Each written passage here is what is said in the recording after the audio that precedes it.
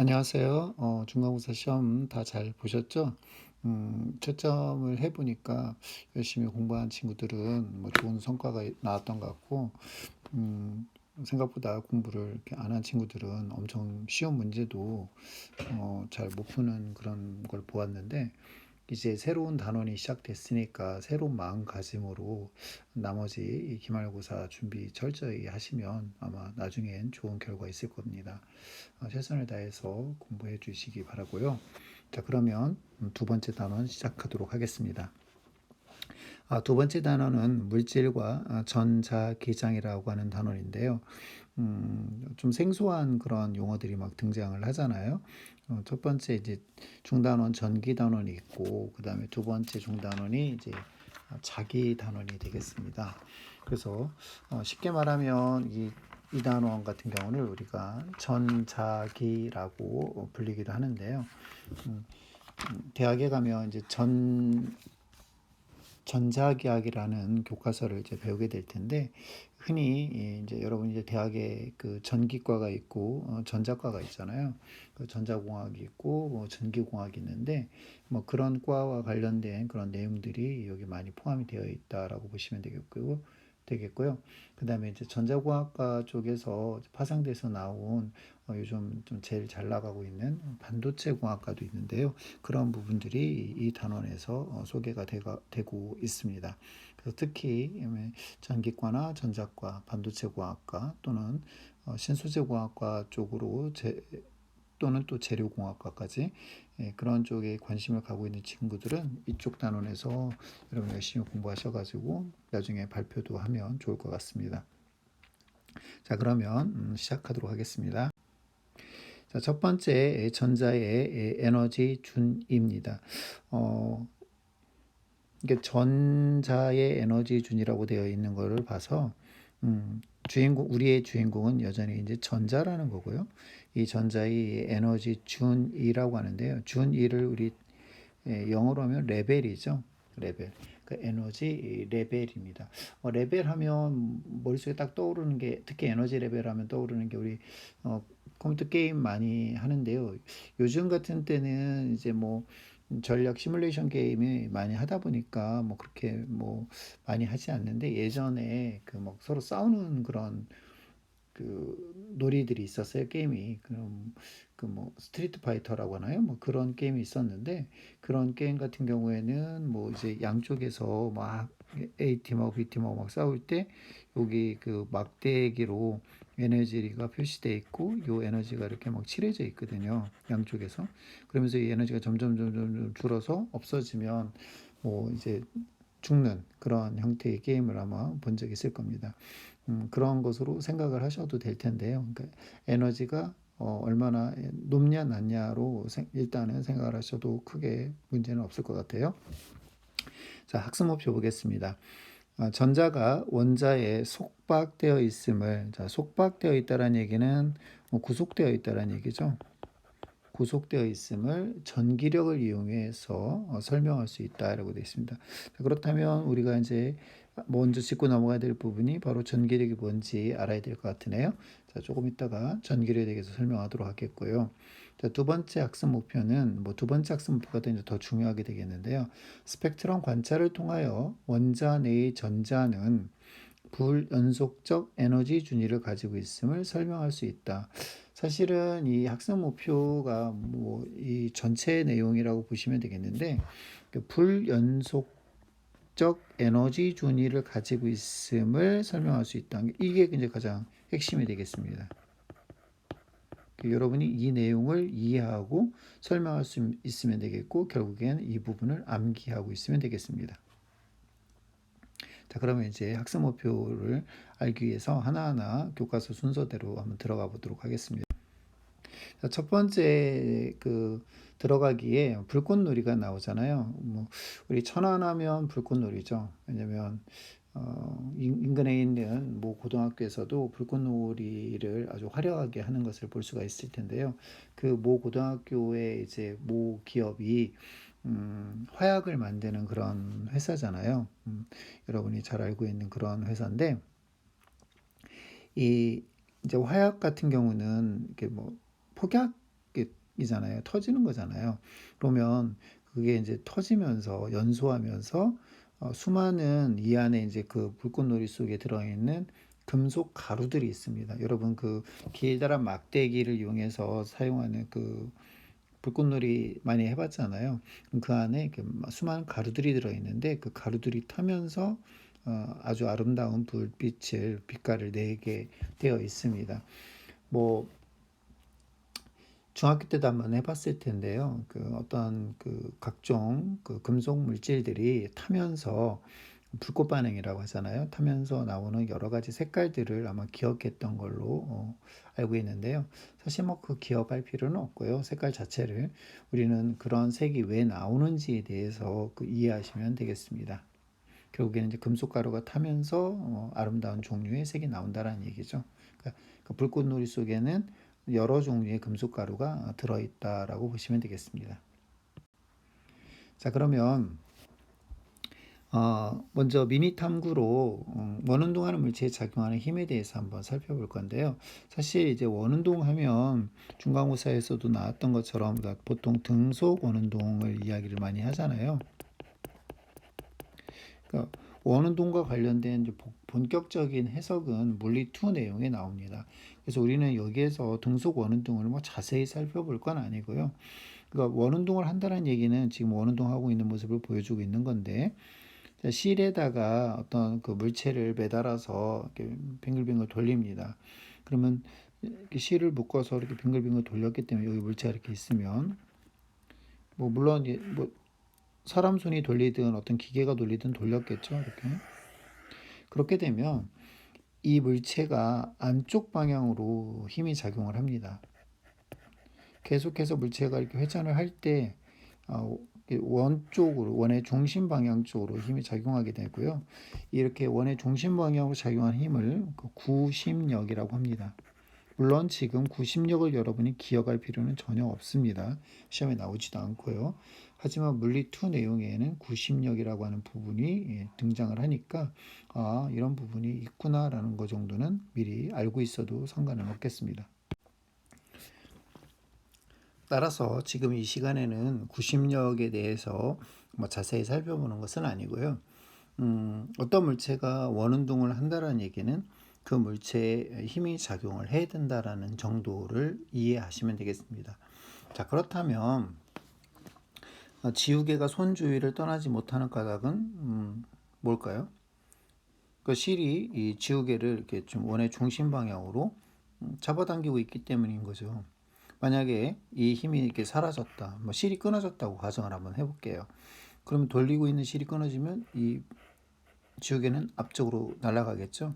그러니까 원래 이게 원을 그리게 되면 이게 접선 방향이 있는데 이 접선 방향이 바로 움직이는 방향입니다. 그러니까 원래 자기가 움직이려고 하는 방향 쪽으로 힘이 사라지면 그냥 날아가겠죠. 그런데 이렇게 날아가는 것을 못 날아가게 안쪽으로 잡아 당기니까 얘가 계속해서 원을 그리게 되는 겁니다. 자, 자세히 몰라도 어떤 물체가 원을 그리려면 그 물체가 안쪽으로 작용하는 힘이 있어야 되겠구나 라는 정도만 아시면 되겠습니다. 자, 그렇다면 먼저 전기력에 대해서 살펴볼 건데요. 전기력이라고 하는 힘은 우리가 앞에서 배웠습니다. 뭐죠? 상호작용이죠.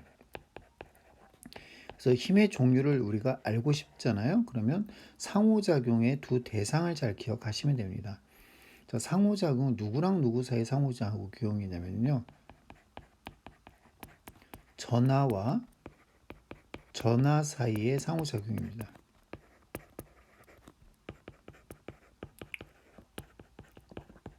그럼 여기서 전하가 뭔지를 알아야 되겠네요. 그죠? 전하는 원자를 구성하고 있는 두 종류의 전하가 있는데요. 자, 원자를 구성하고 있는 것은 바로 원자핵이 있고요. 안에 원자핵 주변에 돌고 있는 전자가 있습니다. 자, 원자핵은 양성자가 있고 중성자가 있는데 양성자가 플러스를 띄고 있죠. 중성자는 아무것도 띄고 있지 않고요.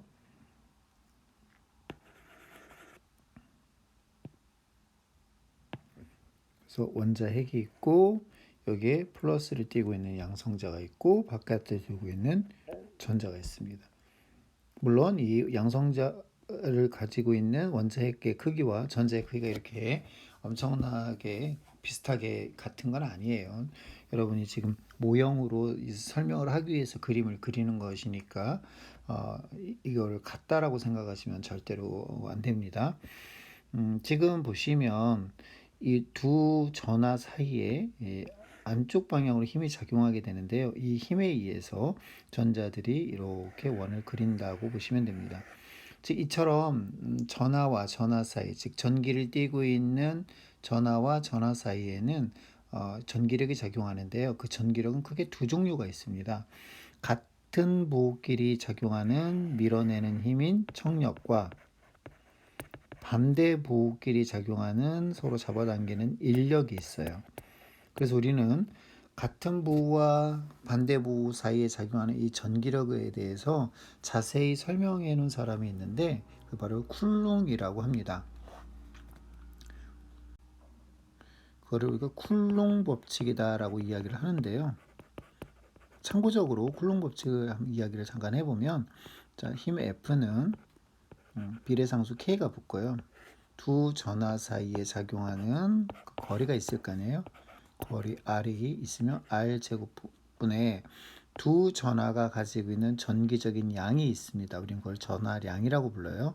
그래서 Q1 곱하기 Q2 이 두 개를 곱한 크기에 비례하는 힘이 쿨롱 법칙이 되겠습니다. 예전에는 이런 쿨롱 법칙을 이용해서 뭐 계산하는 문제를 출제하기도 했는데요. 물리반에서는 쿨롱 법칙을 이용해서 어떤 계산을 요하는 그런 문제는 출제하지 않습니다. 그러니까 물리 2에 넘어갔다라고 보시면 되겠고요. 그러니까 예전에도 얘기했던 것처럼 물리반이 많이 쉬워졌어요. 그래서 본격적으로 뭐 수능을 준비하는 그 학생들의 입장이라면 충분히 할 수 있는 그런 과목이 되겠습니다.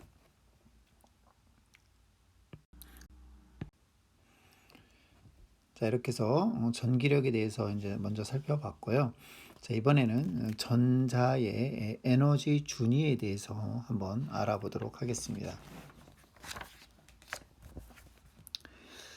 에너지 준위를 이제 이해하려면 스펙트럼을 이제 이해를 해야 되는데요. 스펙트럼은 크게 두 종류가 있습니다. 그러니까 스펙트럼이라고 하는 것을 사전에서 찾아보면 어떻게 나오나요? 스펙트럼에 이제 그 영어로 쓰면 스펙트럼이 되겠는데요.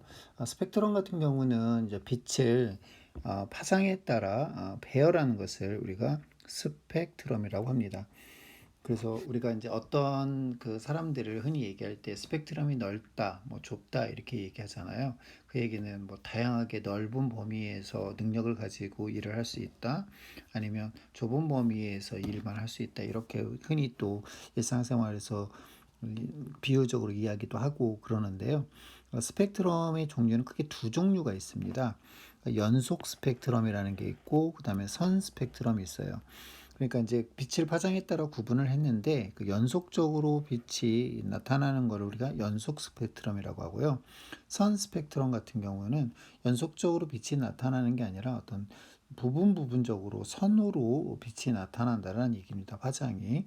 그래서 이것이 왜 이렇게 나타나는지에 대해서 우리가 이제 하나하나 살펴보도록 하겠습니다. 보통 이제 햇빛 같은 것들은 우리가 이제 무지개색이라고 흔히 이야기하는 빨주노초 환원부가 있잖아요. 이제 그런 것대로 이렇게 프리즘을 통과한 빛이 파장에 따라 빛의 파장에 따라 이렇게 여러 개로 나뉘어지게 되는데, 이런 나뉘어지는 것이 연속적으로 나타난다고 해서 연속 스펙트럼이라고 하고요. 지금 여기 네온이 나오는데요. 네온 전등을 좁은 틈을 통해서 빛을 이렇게 통과시키면, 네온빛을 통과시키면 우리가 겉으로 봤을 때는 이 네온이 하나의 색으로만 보이지만 사실은 여러 개의 선으로 이렇게 보이게 되겠고, 하지만 앞에 있는 햇빛처럼 연속적으로 어떤 색이 보여지는 게 아니라 특정한 부분에서만 색이 보이게 됩니다. 이런 형태의 스펙트럼 우리가 선 스펙트럼이다라고 이야기를 합니다. 이 연속 스펙트럼, 선 스펙트럼은 우리가 이제 등교 수업을 이제 시험이 끝나고 지금 원격 수업을 실시하고 있는데요. 등교 수업을 하고 나면 그때 실험을 통해서 다시 한번 살펴볼 거고, 이 부분이 우리 수행평가라고 이제 세 번째 수행평가라고 얘기했잖아요. 그러니까 오늘 수업을 잘 들으면 수행평가에서 좋은 결과가 또 있을 겁니다. 그래서 그래서 여러 가지 이게 전등에서 나타나는 선 스펙트럼을 우리가 볼 수가 있겠는데요. 그래서 형광등에서 나타나는 선 스펙트럼, 그다음 수은 전등에서 나타나는 선 스펙트럼, 헬륨, 네온 이렇게 해서 다양한 종류의 전등에서 나오는 선 스펙트럼을 우리가 관찰할 수가 있겠습니다. 그래서 각 전등에서 방출되는 바깥으로 나오는 빛의 파장이 서로 다르기 때문에 다양한 형태의 선 스펙트럼이 나오게 되겠습니다. 그렇다면 형광등에서 나오는 빛의 스펙트럼은 햇빛의 연속 스펙트럼과 어떤 차이가 있는가라고 하는 것이 있잖아요. 이 부분에 대해서 우리가 한번 이야기를 해보도록 하겠습니다. 그러니까 햇빛 같은 경우는 아까 무슨 스펙트럼이었죠? 네, 연속 스펙트럼이었잖아요. 그러니까 여러 가지 색의 빛이 연속적으로 나타나는 게 연속 스펙트럼입니다. 형광등에서 나오는 빛의 스펙트럼은 이제 몇 가지 색의 띠가 불연속적으로 나타났었잖아요. 그래서 이런 것을 우리가 선 스펙트럼이다라고 이야기합니다. 나중에 이제 좀 더 이제 에너지 양자화라고 하는 부분을 이제 공부를 하면 좀 더 명확해지긴 할 텐데요. 그 연속 스펙트럼은 흔히 우리가 계단 같은 거로 비유를 하면 이렇게 연속적으로 되어 있는 이런 계단입니다. 근데 우리가 일반적인 계단은 사실 이렇게 되어 있잖아요. 그죠? 그래서 이런 특정한 부분에서만 우리가 멈춰 서 있을 수가 있습니다. 하지만 여기 이렇게 연속적인 계단 같은 경우는 어디에 서 있든 간에 크게 상관이 없잖아요. 그죠? 그래서 연속적으로 이렇게 이어져 있는 거고, 얘는 부분 이렇게 특정한 요런 위치에만 존재할 수 있다라는 것이기 때문에 이런 걸 우리가 선 스펙트럼이라고 합니다. 그러면 두 번째로 헬륨, 수온, 네온 전등에서 나오는 빛의 선 스펙트럼은 어떤 차이가 있느냐라는 것이었잖아요. 어때요? 뭐 헬륨이라든가 그 다음에 수은이라든가 그다음에 네온 같은 경우에서 이제 이거는 이제 그 기체 방정관에 들어있는 어떤 그 기체의 종류에 따라 나오는 스펙트럼의 차이가 난다라는 건데요. 전등의 종류에 따라 나타난 선의 위치와 색이 다르게 나타났다는 거죠. 그럼 왜 그렇게 나타나는지 이제 그게 이제 오늘의 수업의 가장 핵심이 되겠습니다. 이제 본격적으로 그 에너지 준위가 나타나는 이유에 대해서 살펴볼 건데요. 그러기 위해서는 우리가 원자 모형에 대한 그러니까 원자 모형은 원자가 어떻게 생겼는지를 어떤 가상적으로 이렇게 우리가 실물을 볼 수가 없기 때문에 모형으로 만들었다라는 거잖아요. 그러면 이 원자 모형이 이제 그 어떤 그 뭐라 할까요? 역사적인 어떤 배경, 알아낸 순서를 좀 이해를 하시면 좀 더 이해하기가 좀 손쉬울 텐데요. 뭐, 화학 원이나 투 또는 물리 투에서도 이제 등장을 하는 부분이거든요. 그래서 원자 모형에 대한 공부는 좀 많이 해두면 여러분이 물리를 공부하거나 화학을 공부하는 데 있어서 매우 도움이 되고요. 아까 제가 잠깐 서두에서 얘기했던 것처럼 전기공학을 가든 전자공학을 가든 가장 기본은 바로 원자 모형이 되겠습니다. 그 원자 모형 중에서도 우리가 이제 가장 이런 내용을 설명하는데 가장 적극적으로 사용되는 모형이 바로 보어의 원자 모형인데요. 보어의 원자 모형 이전에 뭐 러더퍼드의 원자 모형이나 또는 톰슨의 원자 모형이 있었습니다. 톰슨의 원자 모형 같은 경우에는 사람 이름이에요. 톰슨은 전자를 발견했고요. 그다음에 러더퍼드의 원자 모형을 통해서 플러스 양성자를 발견을 했습니다. 즉 원자 핵을 발견했어요. 지금 뭐 원자 모형을 공부하는 시간은 아니기 때문에 뭐 넘어갈 수도 있지만 러더퍼드의 원자 모형은 조금 알아두면 보어의 원자 모형을 이해하는 데 좀 도움이 될 겁니다. 톰슨의 원자 모형은 그냥 우리가 그 건포드 같은 푸딩 모형이라고 흔히 얘기하는데, 빵 속에 건포드가 이렇게 막 박혀 있잖아요. 뭐 건포도뿐만 아니라 뭐 어떤 다른 여러 가지 종류들이 박혀 있을 수 있는데, 요게 이 플러스를 띠고 있는 거대한 그 빵 밀가루 그 반죽에 해당되는 부분이 양전하를 띠고 있는 거라면, 여기 이 마이너스인 전자들이 이렇게 둥성둥성 박혀 있다라고 하는 게 톰슨의 모형이었습니다. 톰슨은 음극선 실험을 통해서 전자를 발견했거든요. 그럼 러더퍼드는 이제 어떻게 생각했냐면요, 태양계 모형이라고 흔히 이야기를 하는데, 보의 원자 모형과 거의 비슷합니다. 그래서 톰슨의 원자 모형을 이제 러더퍼드가 톰슨 이웃 사람이잖아요. 그래서 톰슨의 원자 모형을 통해서 이제 실험을 해봤어요. 그랬더니 원자를 막 러더퍼드가 알파 입자를, 그러니까 알파 입자가 이제 헬륨 입자거든요. 헬륨이 플러스 상태를 띠고 있는, 자, 2의 4의 헬륨이 2 플러스 상태를 띠고 있는 거를, 자, 좀 잠깐 지우고 다시 시작할게요.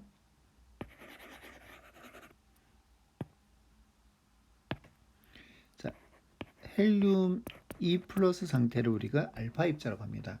이 알파 입자를 이제 원자에다 이렇게 쐈어요. 이렇게 쐈더니 이쪽에 이제 그 스크린 내에 흔적이 나타나는데요. 대부분의 그 알파 입자들이 막 그냥 통과를 했어요. 근데 극히 일부의 알파 입자가 이렇게 튕겨 나가는 게 있었다라는 겁니다. 그러면 알파 입자가 지금 플러스 전기를 띠고 있는 입자잖아요.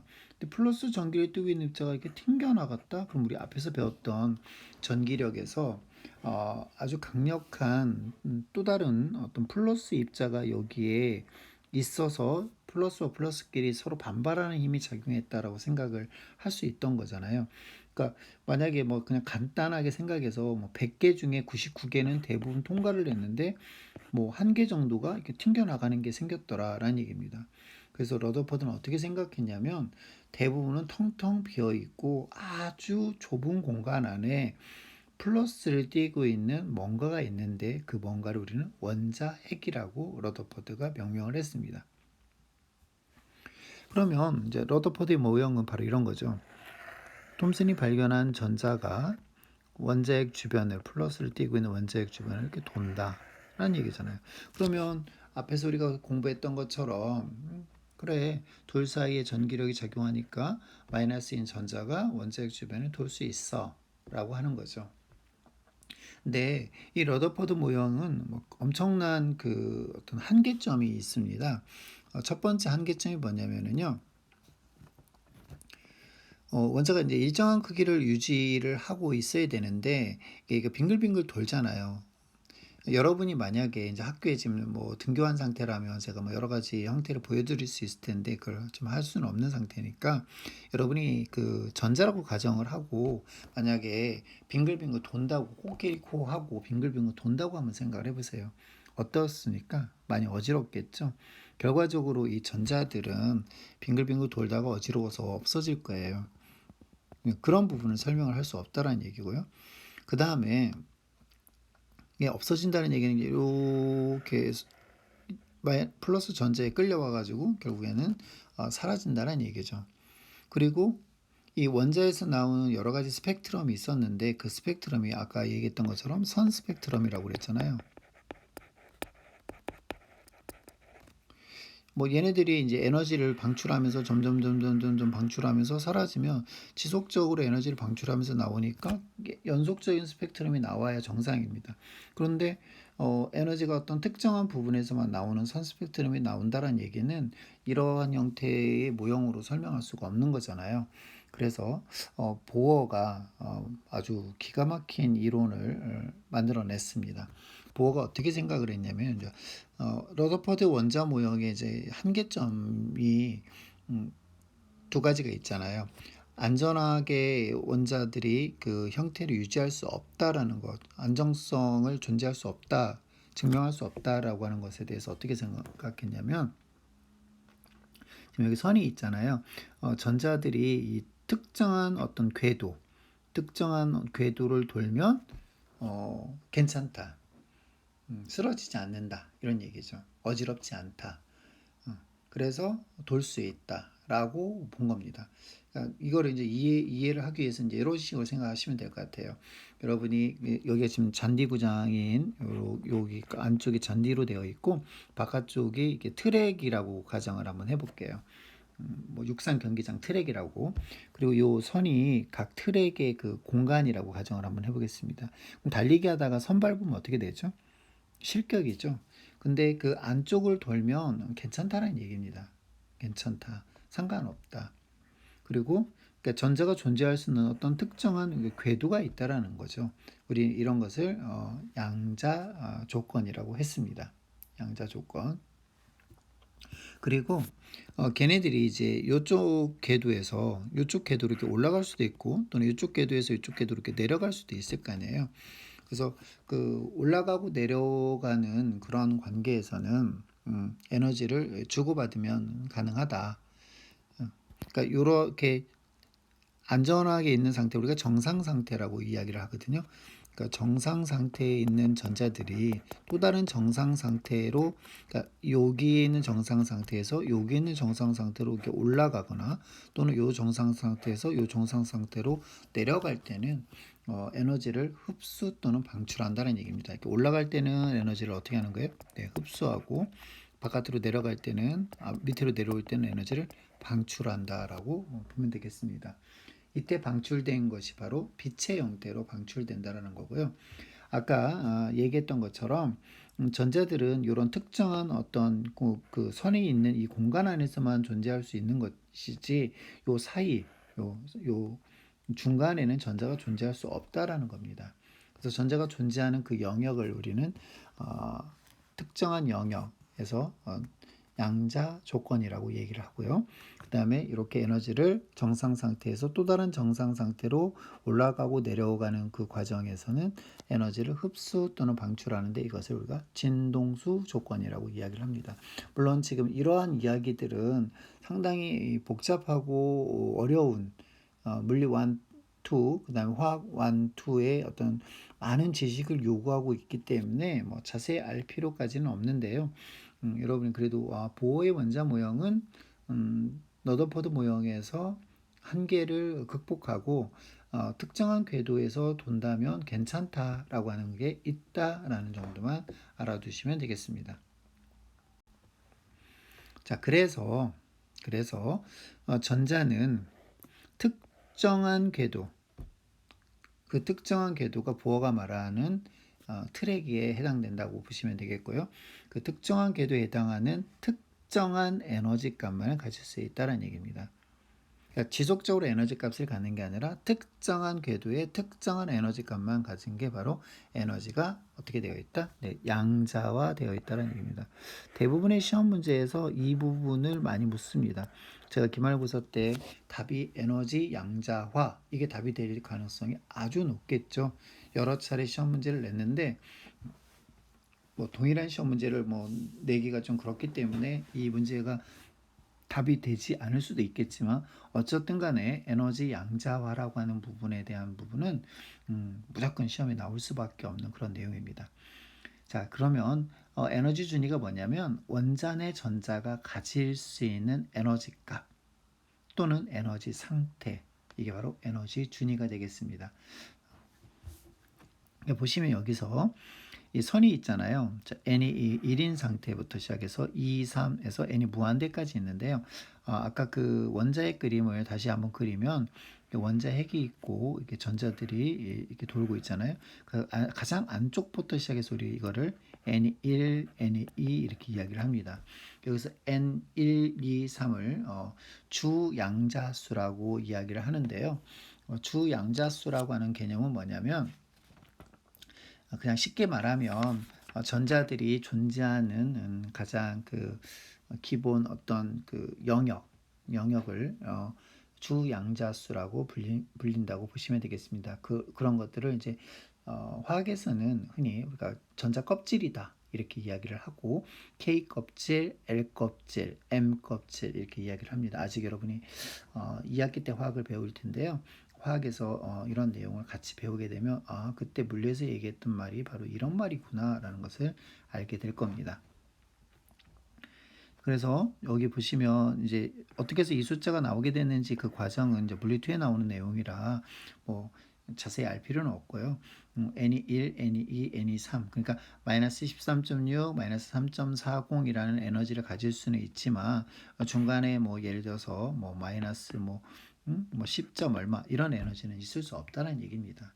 그래서 원자의 전자가 가질 수 있는 에너지 값 또는 에너지 상태를 우리가 에너지 준이라고 하는데, 보시면 어때요? 에너지 준이들이 연속적으로 존재하는 것이 아니라 특정한 에너지 값만을 갖고 있잖아요. 그래서 이런 에너지 준위가 불연속적이다라고 하는 게 가장 핵심이 되겠습니다.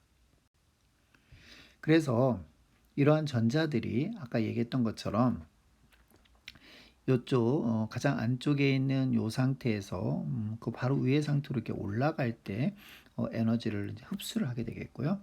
그 다음에 위에 있는 상태에서 아래 상태로 이렇게 내려올 때 에너지를 방출합니다. 이렇게 오고 가고 하는 것을 우리는 전이라고 합니다. 전이. 뭐 전이하면 뭐 좋은 말은 아니지만 그 우리 암이 뭐 전이 되었다 이런 이야기 하잖아요. 그러니까 옮겨갔다라는 얘기잖아요.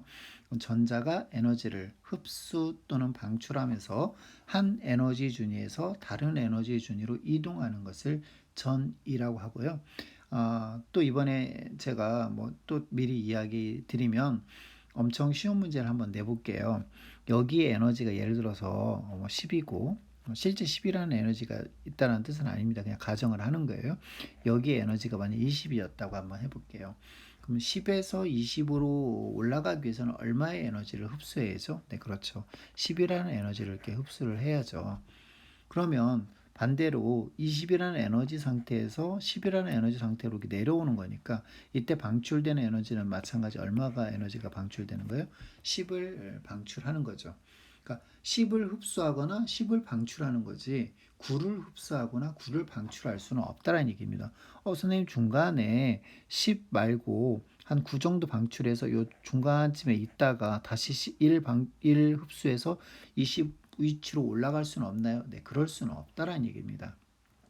아까 얘기했던 것처럼 여기에 있거나 전자들이 여기에 있을 수 있는 거지 요 중간에 이런 데는 있을 수 없다라는 얘기잖아요. 그래서 뭐 5라든가 6이라든가 7 이렇게 흡수해서 그 중간에 머물러 있다가 다시 좀 더 흡수해서 20인 상태로 올라갈 수는 없다. 그러니까 10 받아서 올라가든가 아니면 올라가지 못하든가 둘 중에 하나라는 얘기입니다. 자, 이처럼 가장 안쪽부터 시작해서 1, 2, 3, 4가 있는데요. 그러면 4에서 1로 내려올 수도 있고 3에서 1로 내려올 수도 있고 2에서 1로 내려올 수도 있고 여러 가지가 있잖아요. 그래서 지금 보시면 4 상태에서 1로 떨어지고 있고 3 상태에서 1로 떨어지고 있고 2 상태에서 1로 떨어지고 있습니다. 그리고 4에서 2로 떨어지기도 하고 3에서 2로 떨어지기도 하고 4에서 3으로 떨어지기도 하고 그렇겠죠. 그러면 요 에너지 값, 그 다음에 요 에너지 값, 요 에너지 값, 요 에너지 값, 요 에너지 값, 요 에너지 값들이 다 어떨까요? 차이가 조금씩 나겠죠. 그래서 그 차이 나는 에너지 값들이 여기에 지금 스펙트럼 상에 나타나는 겁니다. 그러면 만약에 요런 선에 해당되는 에너지가 아닌 뭐 요 중간쯤에 해당되는 에너지가 만약에 있을 수 있다, 있을 수 없다는 얘기였잖아요. 그래서 요런데 요 정도에 해당되는 에너지는 요게 요런 스펙트럼에 나타나지 않는다는 얘기입니다. 그러면 그 에너지 크기가 얼마냐 하면 바로 HF라고 하는 크기로 표현이 되는 건데요. 요 공식은 여러 차례 이제 나중에 현대물리 파트, 즉 3단원에 가면 더 자세하게 나오는 광전효과 파트에서 설명을 하긴 할 건데요. 잘 기억을 하고 있으면 좋을 것 같습니다. 여기서 H는 플랑크 상수라는 거고요. F는 프리퀀시, 진동수가 되겠습니다. 자, 공식은 아직 잘 몰라도 크게 상관은 없지만 나중에는 반드시 알고 있어야 될 공식입니다.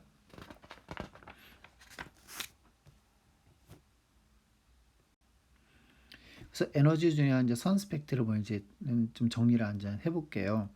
그러면 자, 여기에서 여기로 이렇게 떨어질 때 에너지를 이렇게 방출한다고 그랬잖아요. 지금 빛의 파동의 형태로 방출을 하는데 전자의 에너지 준위가 다르므로 전자가 전이할 때 흡수하거나 방출하는 광자의 에너지도 다르다. 여기서 광자는 빛의 입자를 광자라고 합니다. 그래서 에너지를 이제 방출할 때 이 정도 크기로 에너지를 방출하니까 지금 여기 그림상에서는 노란색이 에너지가 방출됐다고 되어 있는 거고요. 이 정도 에너지를 방출할 때는 빨강색이 방출돼서 이 스펙트럼 상에 빨강색이 나타나는 거고 여기는 노란색이 나타나는 겁니다. 근데 그 아까 봤던 공식에 HF라고 그랬잖아요. 이 H가 플랑크 상수고 얘는 상수니까 변하지 않는 값이에요. 그러면 에너지 크기는 바로 누구하고만 상관이 있냐면 진동수하고만 상관이 있습니다. 빛의 진동수하고만 상관이 있는데요. 그 진동수는 파장하고 어떤 관계가 있냐면 파장이 짧을수록 진동수는 커집니다. 진동수는 1초에 진동하는 횟수잖아요. 그러니까 우리가 줄을 이렇게 흔든다고 가정을 하면 이렇게 줄을 흔들면 만약 천천히 흔들었다고 한번 해볼게요. 그럼 이렇게 되겠죠. 여기서부터 여기까지 같은 모양이 나타나는 곳에서 다음 같은 모양이 나타나는 것까지 간 거리를 우리는 파장이라고 합니다. 근데 어차피 같은 줄이면 같은 속력이에요. 줄의 종류에 따라서 매질의 종류에 따라서 속력이 결정이 되는 거거든요. 근데 빨리 흔들면 이렇게 되겠죠. 그러면 여기 사이의 거리가 그만큼 짧아졌잖아요.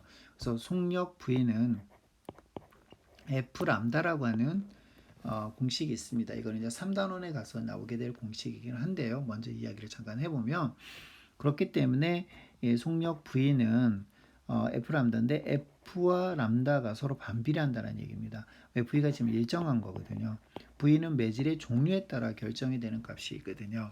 그렇기 때문에 빛의 속력은 뭐 일정하잖아요. 따라서 빛의 속력이 일정한 상태에서 F와 람다가 어떤 차이를 보이느냐라는 건데요. 그래서 진동수가 커지면 커질수록 파장이 짧아집니다. 그리고 그 파장에 따라서 색깔들이 결정이 되는 거거든요. 결과적으로 진동수에 따라서 에너지 값이 차이가 나고 그 에너지 값이 색깔이 차이가 나는 것으로 확인을 하면 되겠습니다. 그래서 우리가 흔히 여러 가지 금속 중에 지금 얘는 리튬, 나트륨, 구리, 스트론튬이 나타나고 있는데요.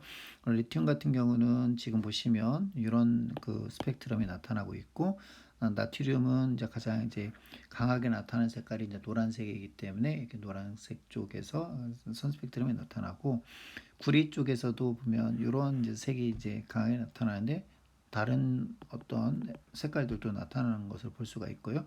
스트론튬도 마찬가지 빨간색 쪽에서 이제 많이 나타나긴 하는데 다른 종류의 선들도 지금 나타나고 있습니다.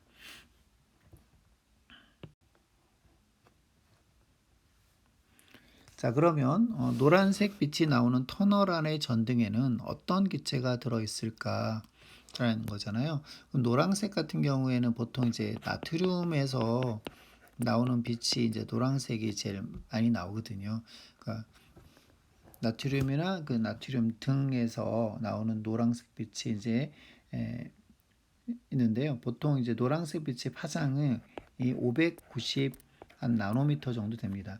여기서 나노는 10의 마이너스 9승미터를 나노미터라고 하잖아요. 그래서 뭐 계산하면 뭐 590 곱하기 10의 마이너스 9승 미터. 이게 지금 나노미터가 되겠습니다.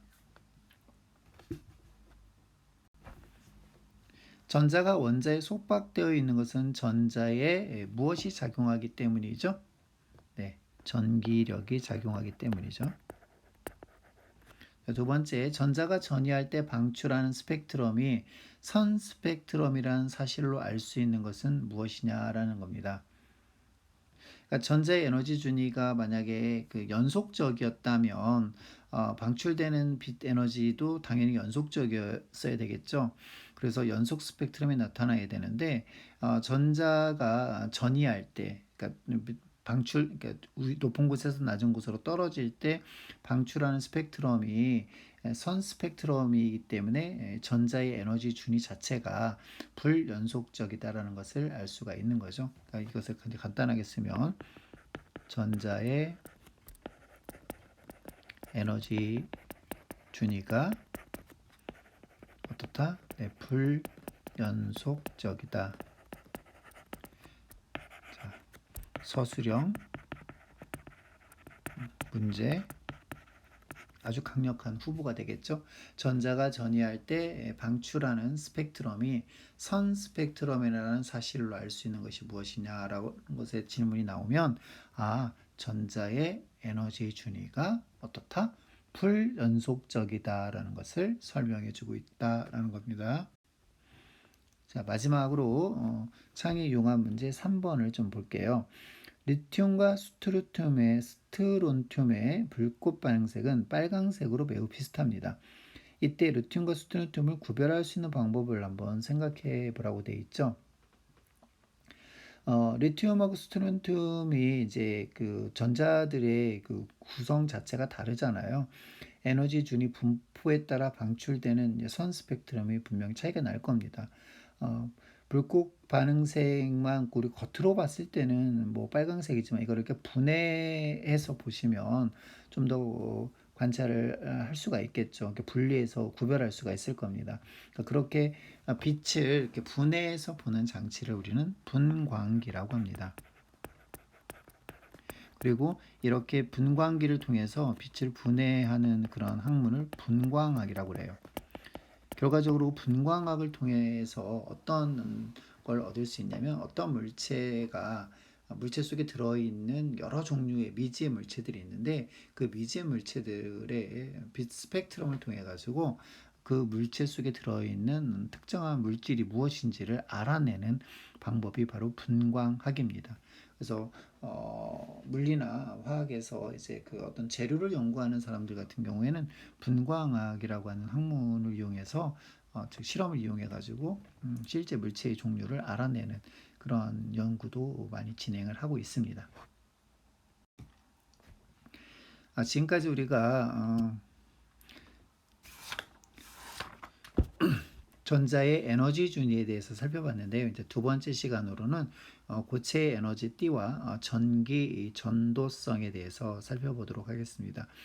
첫 번째 단원에서 가장 중요했던 것은 원자 내에 있는 전자들이 에너지를 가지고 있는데 그 에너지가 특정한 에너지 값을 갖는 어떤 위치가 있다라는 거, 그거를 우리가 전자의 에너지 준위다라는 것으로 설명을 했고요. 그 에너지 레벨, 그 에너지 준위가 일정한 상태로 연속적으로 분포하고 있는 것이 아니라 불연속적인 분포를 취하고 있다. 그렇기 때문에 걔네들이 바깥으로 나오는 색의 모양이 선 스펙트럼을 보인다라는 것을 알 수가 있겠습니다.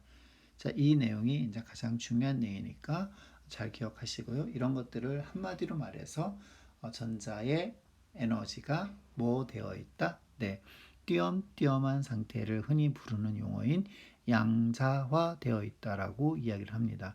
그래서 에너지 양자화라고 하는 그런 용어도 좀 알고 있으면 매우 많은 도움이 되겠습니다. 자, 지금까지 꽤 어려운 이야기였지만 좀 보이지 않는 이야기였고요.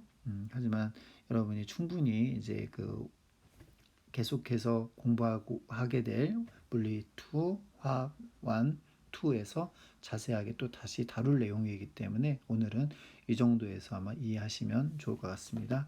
자, 여기서 첫 번째 시간 진도를 마치도록 하겠습니다.